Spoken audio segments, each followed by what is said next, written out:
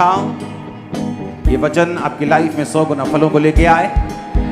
प्रभु यीशु मसीह के सामर्थी नाम में हम मांगते हैं। व्यवस्था विवरण 7 उसकी 1 से 16 आयत को हम अपनी स्क्रीन पर हिंदी और इंग्लिश दोनों में पढ़ेंगे। फिर जब तेरा परमेश्वर यहोवा तू उस देश में जिसका अधिकारी तू हो जाने पर है पहुंचाए, तो अपने सामने से हित्ती, गिरगाशी, एमोरी, कनानी, परिज्जी, हिब्बी, यबूसी नामक बहुत सी जातियों को, अर्थात तुमसे बड़ी और सामर्थी जातियों को निकाल दे। 7 जातियों को। और तेरा परमेश्वर यहोवा उन्हें तेरे द्वारा हरा दे और तू उन पर जय प्राप्त कर ले, और तब उन्हें पूरी रीति से नष्ट कर डालना, उनसे वाचा ना बांधना, ना उन पर दया करना,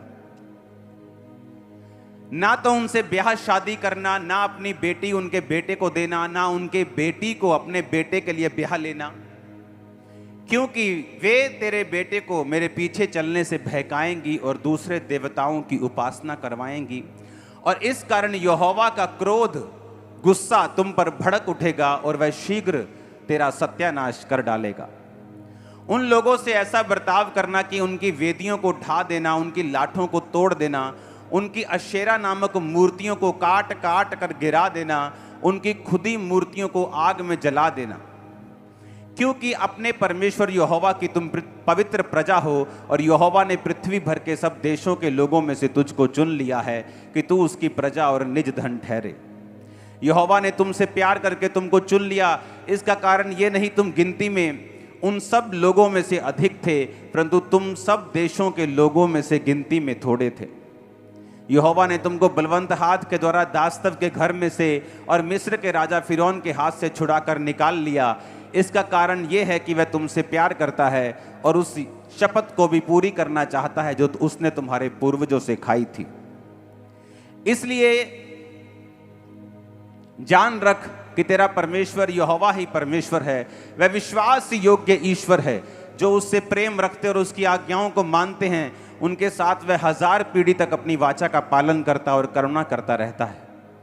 जो उससे बैर करते हैं वह उनके देखते उनसे बदला लेकर नष्ट कर डालता है, और अपने बैरी के विषय में विलंब न करेगा, उनको देखते ही उनसे बदला लेगा। इसलिए इन आज्ञाओं, विधियों और नियमों को जो मैं तुझे आज चिताता हूं, मानने में चौकसी करना। तू इन नियमों को सुनकर मेरी मानोगे, अगर चलोगे, तो तेरा परमेश्वर यहोवा भी उस करुणा में वाचा का पालन करेगा जिसे उसने तेरे पूर्वजों से शपथ खाकर बांधी थी। वह तुमसे प्रेम रखेगा और तुझे आशीष देगा और गिनती में बढ़ाएगा, और जो देश उसने तेरे पूर्वजों से शपथ खाकर तुझे देने को कहा है, उसमें वह तेरी संतान पर अन्न, नए दाख मधु, तेरे टटके तेल और भूमि की उपज पर आशीष दिया करेगा, और तेरे गाय बैल और भेड़ बकरियों की गिनती बढ़ती करेगी।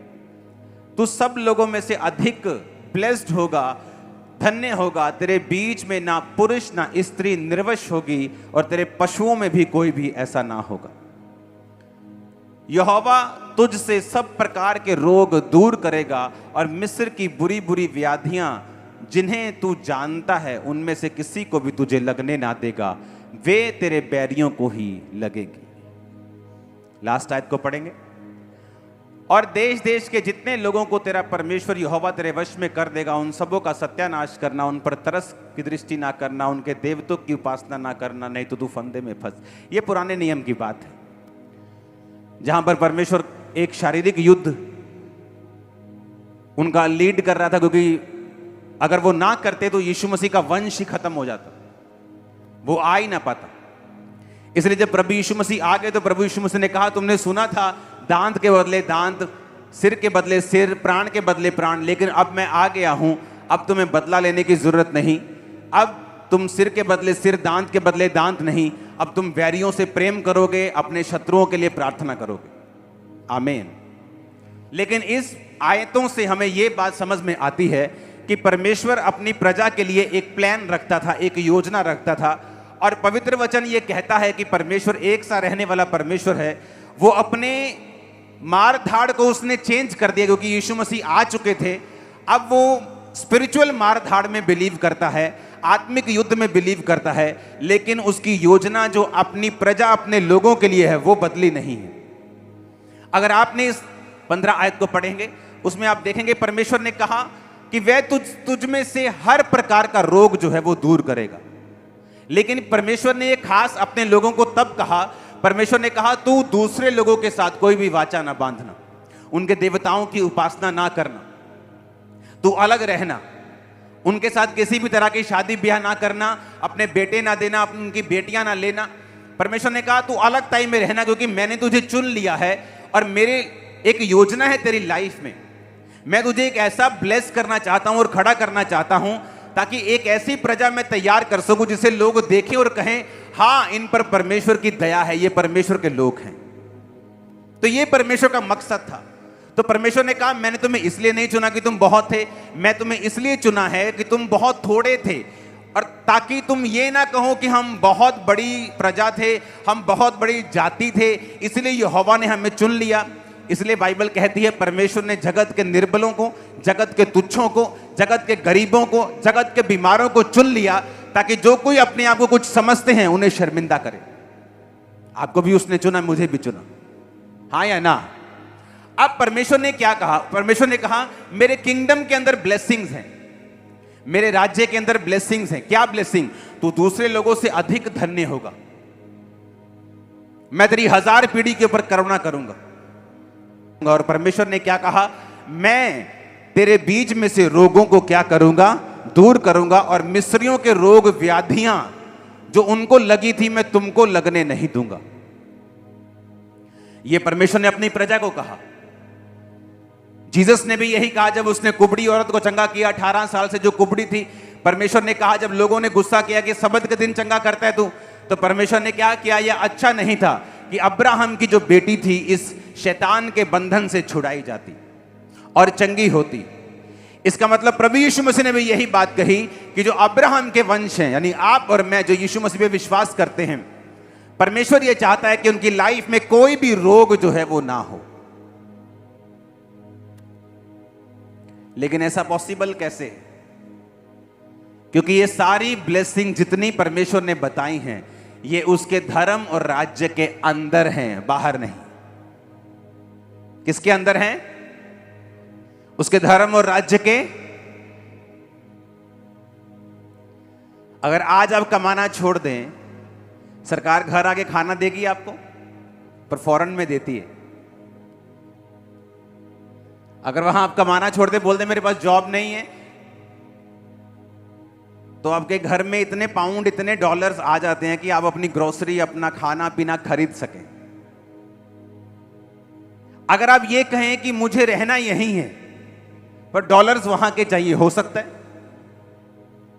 क्योंकि वो सुविधा सिर्फ अमेरिकन सिटीजन्स के लिए है, इंडियन सिटीजन्स के लिए नहीं है।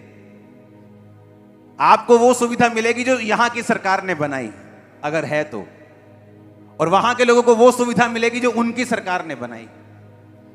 परमेश्वर ने कहा मैं तुझे ब्लेस करूंगा, दूसरों से ज्यादा ब्लेस करूंगा, तेरे काम, तेरे खेत के ऊपर, तेरे तेल के ऊपर, तेरे उपज के ऊपर, तेरे बच्चों के ऊपर, तेरे बैंक बैलेंस, मैं हर एक चीज को ज्यादा ब्लेस करूंगा लोगों से। मैं तेरे बीच से रोग दूर करूंगा। लेकिन किनको बोला परमेश्वर ने? परमेश्वर ने पहले कंडीशंस बताई कि तुम ऐसा करोगे, तुम ऐसा करोगे, तुम ऐसा करोगे, मेरे साथ वफादार रहोगे, तुम दूसरे देवताओं की उपासना नहीं करोगे। आज हम 2 मिनट लगाते हैं चर्च के अलावा कहीं और जाना हो, 2 सेकंड लगते हैं। घूमने जाना है तो हम घूमने गए थे, 2 सेकंड, और आपको मालूम नहीं परमेश्वर उसको कितना सीरियसली लेता है। वो एक तरह का आत्मिक व्यभिचार है। परमेश्वर ने कहा मैं तेरे बीच से रोग जो है दूर करूंगा। रोग परमेश्वर की ओर से नहीं है। उसने कहा जितने रोग, मिस्री व्याधियां लगी हैं जो उनको, कभी उनको गिल्टियां हो जाती थी, कभी उनको कुछ होता था, परमेश्वर ने कहा मैं वो सारे रोग तुझे लगने नहीं दूंगा, मैं तेरे बीच से रोग दूर करूंगा। देखो, मैं तुझसे सब प्रकार के रोग दूर करूंगा। मिस्र की बुरी बुरी व्याधियां जिन्हें तू जानता है, कोई भी तुझ पर लगने नहीं दूंगा, वो तेरे बैरियों को लगेंगे। किसको कहा परमेश्वर ने? परमेश्वर इस्राएलियों को बोल रहा है कि मैं तेरे बीच से रोग दूर करूंगा।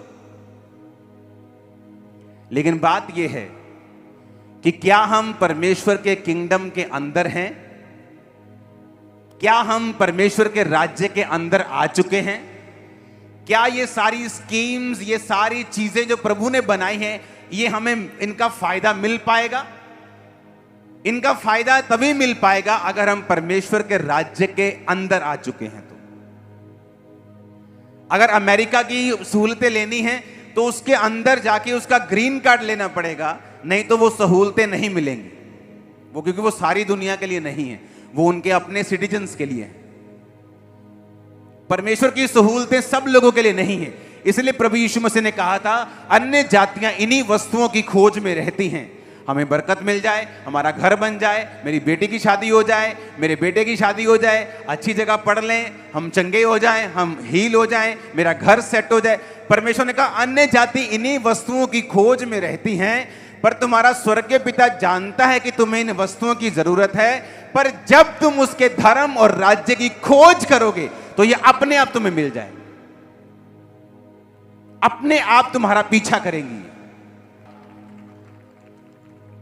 अगर बपतिस्मा नहीं लिया तो तुम उसके धर्म और राज्य के अंदर नहीं हो।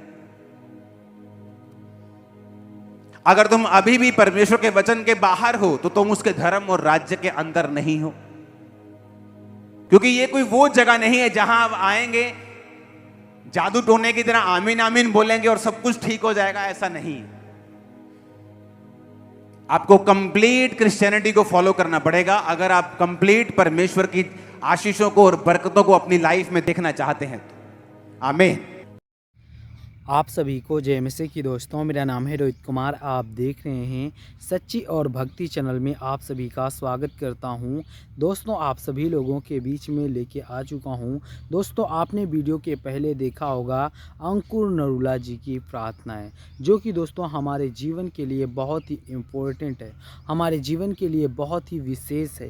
क्योंकि दोस्तों वो एक प्रोफेट हैं, वो एक प्रभु के दास हैं, और दोस्तों वो हमारे जीवन को एक नया मार्ग और एक नया जीवन और एक नया हमें रास्ता दिखाते हैं। इसलिए मेरे प्रियो, प्रभु का वचन कहता है कि आप लोगों को विश्वास रखना और प्रभु के वचन के तहत चलना बहुत ज़रूरी है।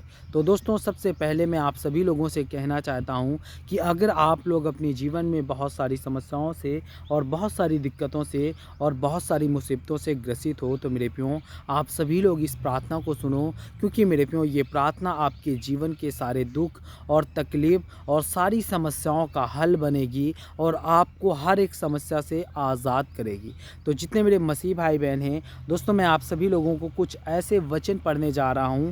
तो चलिए दोस्तों, सबसे पहले वचन की ओर चलते हैं। यहाँ पे लिखा हुआ है, परमेश्वर का वचन कहता है, फिलिपियों की पुस्तक अध्याय 4 से 13 में लिखा हुआ है। यहाँ पे परमेश्वर का वचन कहता है, तुम परमेश्वर के साथ सब कुछ कर सकते हो। यानी कि तुम परमेश्वर के साथ प्रार्थना कर सकते हो, विश्वास कर सकते हो और बहुत सारी समस्याओं से आज़ाद हो सकते हो। और यहाँ पे प्रभु का वचन कहता है, पढ़ते हैं, कुरिन्थियों की पुस्तक अध्याय 1 से 3 और 4 में लिखा हुआ है। यहाँ पे पढ़ते हैं, हमारे परमेश्वर ने हमें कभी अकेला नहीं छोड़ा और वह हमारे हर दुख में हमारे साथ रहता है। और परमेश्वर का वचन कहता है, यह सिखाता है कि भगवान हमारे साथ है और हमें हर एक संकट में उभरने के लिए वो हमें संवानता और सहारा देता है, हमको हर एक चीज़ से आज़ाद करता है, हमारे जीवन के सारे दुख और तकलीफ़ों को बांधता है और हमको आज़ाद करता है। इसीलिए मेरे प्रियो, प्रभु का वचन यहाँ पे कहता है सभी मसीह भाई बहनों के लिए, परमेश्वर कहता है कि आप लोग अपने जीवन में प्रार्थना से हम मानसिक और आत्मिक शांति प्राप्त कर सकते हैं और जो हमारी समस्याओं को सामना करने की ताकत देता है। यहाँ पे प्रभु का वचन कहता है, जितने मेरे मसीह भाई बहन हैं सभी लोगों से प्रभु का वचन कहता है कि जब आप अपने जीवन में प्रार्थना से हम मानसिक और आत्मिक शांति प्राप्त कर सकते हैं, सारी समस्याओं से आज़ाद हो सकते हैं। और परमेश्वर का वचन यहाँ पे कहता है कि जो हमारी समस्याओं को सामना करने की ताकत देता है और हमको हर एक चीज़ से आज़ाद कर देता है। और यहाँ पे पढ़ते हैं दोस्तों, कुछ ऐसे वचन लिखे हुए हैं जो प्रभु का वचन हमें इस बात को स्पष्ट रूप से कहता है। यहाँ पे पढ़ते हैं, लिखा हुआ है कुरिन्थियों की पुस्तक अध्याय 5 से 17 में लिखा हुआ है। यहाँ पे पढ़ते हैं, इसलिए यदि कोई मसीह में हो तो वह नई सृष्टि है और पुरानी बातें जानती रहे और देखो सब कुछ नया हो गया है। और बताता है कि चर्च जाने का मतलब सिर्फ धार्मिक रूप से उपस्थित होना नहीं, बल्कि जीवन में ईश्वर के साथ सच्चा परिवर्तन लाना चाहिए। तो जितने मेरे मसीह भाई बहन हैं, आप सभी लोगों से कहना चाहता हूं कि आप लोग विश्वास रखना सीखो और प्रभु के वचन की ओर चलना सीखो। प्रभु आपको हर एक बंधन से, हर एक दिक्कत से, हर एक प्रॉब्लम से आज़ाद करेगा।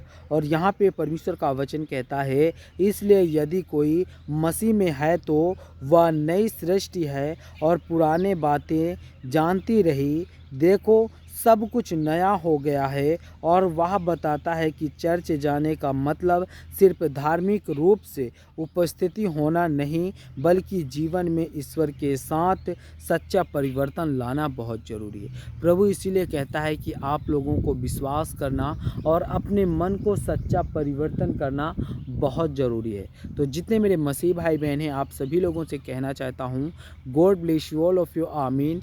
नेक्स्ट वीडियो मिलता हूँ दोस्तों।